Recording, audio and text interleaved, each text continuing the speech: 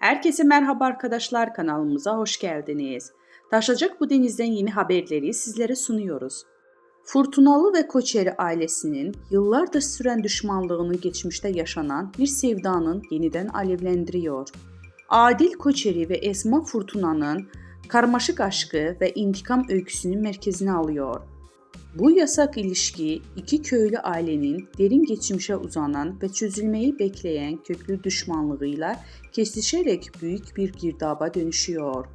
Yeni dizi Taşacak Bu Deniz, Karadeniz'in zorlu doğasına geçen, aşk ve intikam aile bağlarını merkezine alan bir hikayeni ekrana taşıyor.